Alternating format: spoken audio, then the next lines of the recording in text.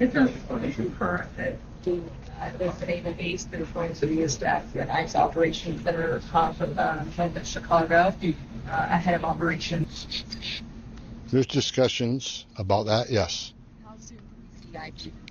We'll see. It's under discussions. The planning is still being discussed, so maybe by the end of today, but yeah, it's being discussed. And how many IP agents are you waiting on down there with National Guard sites who can also use that? Naval base at the hub?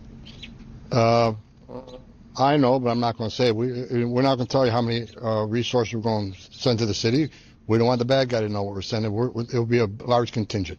Mr. Homan, do you have a response to Mayor Bowser yesterday saying that mass ICE agents are ineffective? Through what? She said yesterday during her press conference that mass ICE agents are ineffective. Masked ICE agents are ineffective? Yeah. No, they're extremely effective. I mean, look at the crime rate in D.C. President Trump's going to make D.C. the model city of the world. I mean, this is a capital, the greatest capital in the world it has to be an example of the whole world, and the crime rate's already dropped significantly.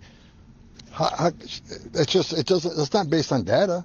It must be based on her skewed opinion, because I see the numbers every day. They're doing a great job. D.C. is much safer today. She ought to be, if she had an ounce of integrity, she'd be thanking President Trump for making D.C. safer again. Sir, there's reports from different parts of the country that you have criminals now putting on masks, dressing in ersatz police gear, ballistic vests, and whatnot, and robbing people. How should Americans be sure that if they're approached by someone wearing a mask, wearing a vest, presenting and pointing a gun at them, that's a police officer, an ICE agent, a federal agent, and not a criminal? Well, a criminal's been wearing masks for a long time. I mean, I saw groups like Antifa commit thousands of crimes over the past few years wearing masks, and no one complained about it. But look, every ICE officer has insignia on HSI or ERO. And, I can't prevent someone from making pretend they're, I've seen in my career, I've seen people paint a car as a Border Patrol color. Unfortunately, that happens. We'll hold them accountable when they're caught. But the bottom line is, I don't particularly like masks, but the ICE officers need the mask because their families are being doxxed. And believe me, I know, because I'm a victim of it. Their families are being doxxed, their children are being doxxed, their families are being put in harm's way. But no one asks the question, why didn't you got all these legislatures out there want to pass laws that prevent ICE from wearing masks? Meanwhile, I don't see any legislation in Antifa unmasking, or these people do these violent counter protests. It's not just protests that turn violent and attacks ICE officers. No one's asking for legislation to take their mask off. So ICE agents are doing what they got to do to make this country safe again. So they're doing a fabulous job. It's a dangerous, important job, but their families are being attacked. And I know for a fact, because my family's been attacked. I support them wearing masks. And a lot of it's based on that question should be given to the lawmakers on Capitol Hill, Democrat lawmakers who want to compare ICE to racists, the Nazis. It's just disgusting, because ICE is enforcing the laws they enacted.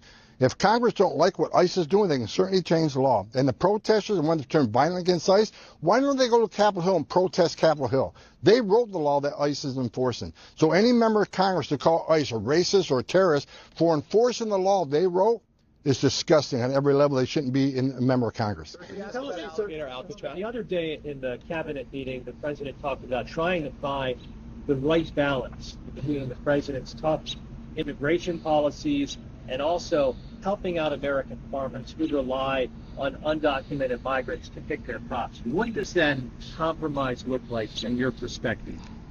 I'm not going to get ahead of the president on that. I'm discussing that with people, but until the president makes a final decision, I'm not going to get ahead of him. I'll support what the president comes up with. Again, this is a job of Congress, right?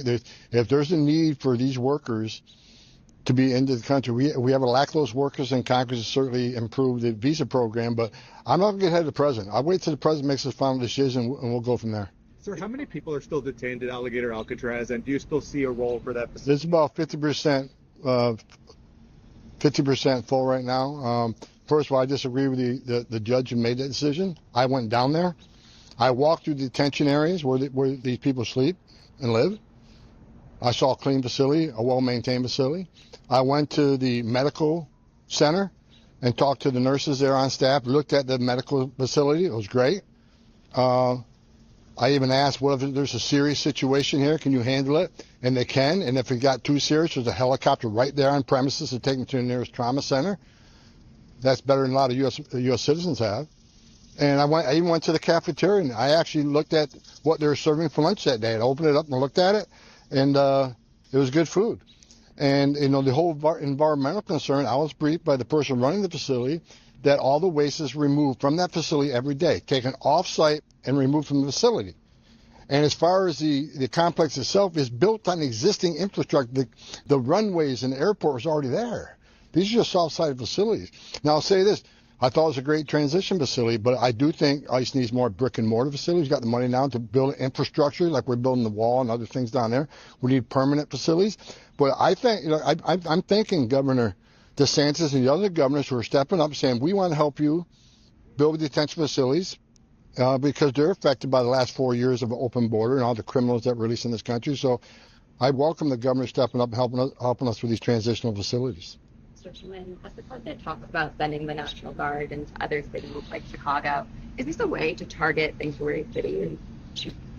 No, I think you're sending to, you know, National Guard would be in cities that have crime problems. But I'll tell you this, I was in L.A. when that whole thing started there, and I was there the first couple of nights, and I'm glad the president sent the National Guard to Los Angeles. Los Angeles is a safer city today because of what President Trump did. The men and women at ICE were physically attacked. The facility was physically attacked that housed aliens that were arrested that put them in danger. After 2 days, the governor of California and Mayor Bass not taking action, President Trump did. He made the right decision. So National Guard, they're not out there, you know, being the head of enforcing immigration law. They're assisting ICE and ICE operations to help with the infrastructure, intelligence, transportation. ICE officers are making arrests, but as far as the National Guard going to cities and making it safe again, I see great success in Washington, D.C., and I agree with the president sending them to cities that have a high crime rate. If these mayors choose to not address the crime rate, President Trump is going to. He made a promise to American people, and that's why he's sitting in the Oval Office. American people put him in there because he promised to make America safe again. That's what he's doing. Mr. Homan, why hasn't that happened in New York yet, considering you called for ICE agents to be more present? We've increased in ICE presence in New York. What about National Guard? Do you think they should be sent in the next few I won't get ahead of the president and where we go next. Mr. Homan, Can I ask a question about data on crime reduction numbers due to deportations, self-deportations, and the removal of criminals from the United States? Yeah, there's been several studies by several groups here in D.C. The crime rate has dropped down in areas where we've done surge operations. I don't have the exact numbers in front of me, but look, not every illegal alien in this country is a public safety threat, but many are. For that percentage that are, when we deport them, that makes the city safe again. And despite what I read in the media, that we're arresting all these non-criminals, I look at the number every morning on the way here. I look at the numbers every morning. There's about 22 pages of data. 70% of everybody ICE arresting is a criminal. But the left says, well, not criminal enough, it's just a DUI. DUI kills over 10,000 people a year. That's a public safety threat. I don't care what anybody thinks. 70% of the people ICE arrest are criminals. Who's the other 30%? National security threats. We arrested thousands of national security threats. Many of them don't have a criminal history because their whole goal is lay low until they do their dirty deed.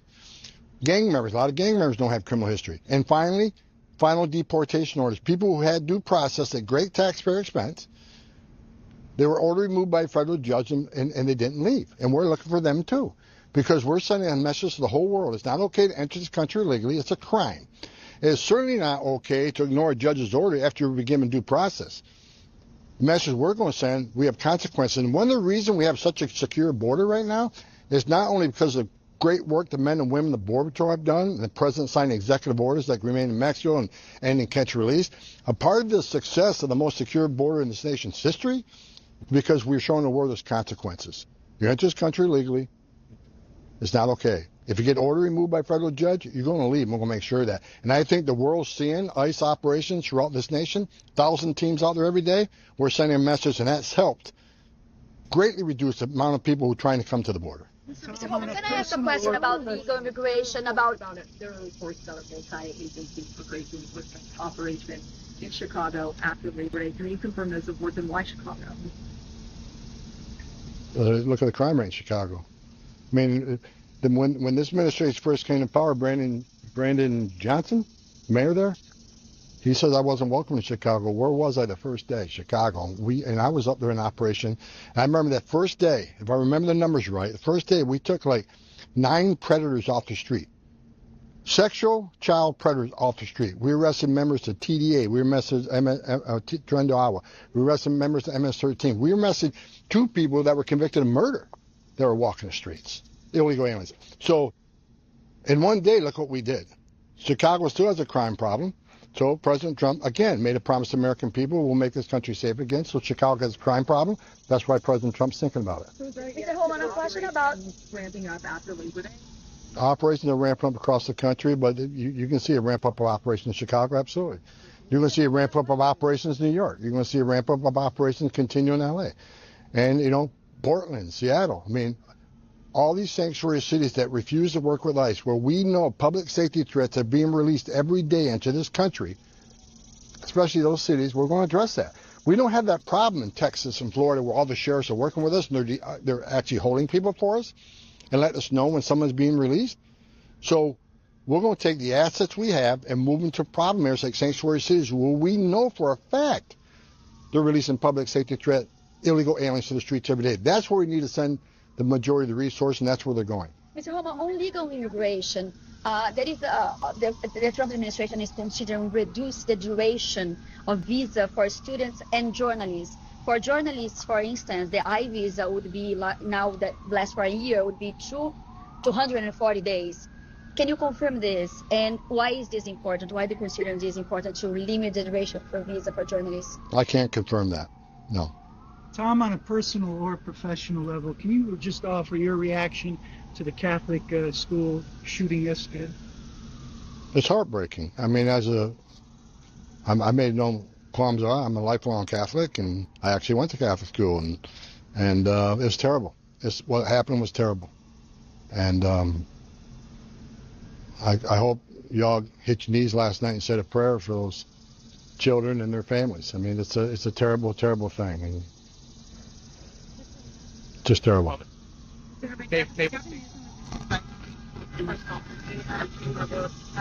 Gavin Newsom is an embarrassment to the position he holds. Hard stop.